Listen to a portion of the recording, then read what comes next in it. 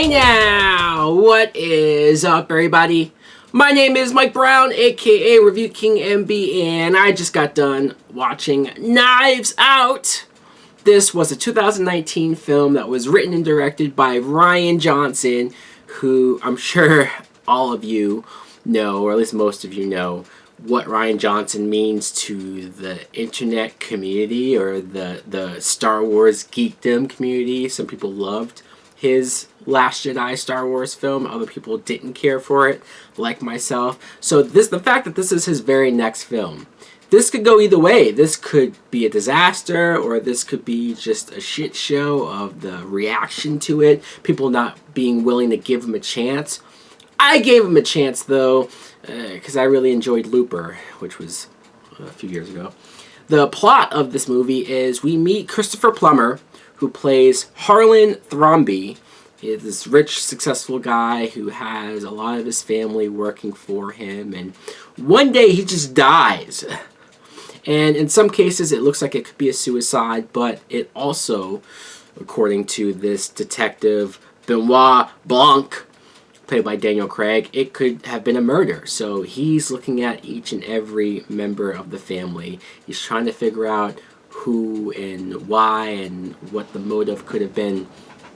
And you're following all these characters. Let me just say that I really enjoyed this film. In fact, I had so many different emotions and thoughts and opinions throughout it. But by the time I got to the end, I think I loved the movie, honestly. You see the setup, you see the beginning, where you see that this guy dies, and then you get almost a quick interview portion where each and every member is being interviewed about what their relationship to Christopher Plummer was, if they could be trusted, if they have a motive. Pretty much everybody has their own reason and motive to why they could have been the one to kill him.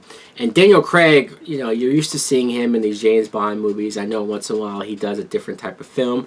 I don't always see them though. To see him play this character who has this Texan-like accent, and he was very into this role, so I very much enjoyed Daniel Craig, seeing him play a little out of the box and play a little different.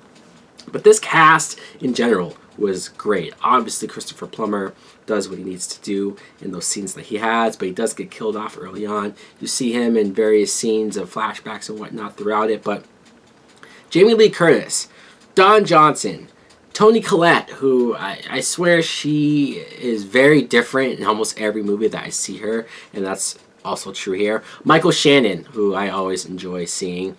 And then you have Chris Evans. Chris Evans was probably my favorite person to watch, not just because he's Captain America, right? I mean, I've been watching Chris Evans for years, but because he's been playing Captain America consistently for so many years now, it's sort of refreshing to see him play the complete opposite, like a real asshole, terrible person. It was great to see that side of Chris Evans again. He's done similar things before, but I don't think anything quite to this level.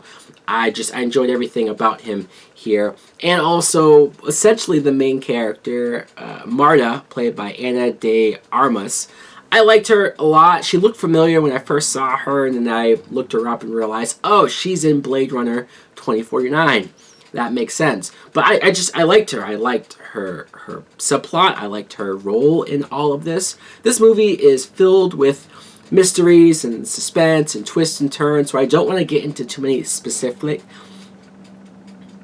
This movie is filled with a lot of twists and turns, and it goes in different directions, so I don't want to get into too many specifics on scenes or events or plot points. But I will say this.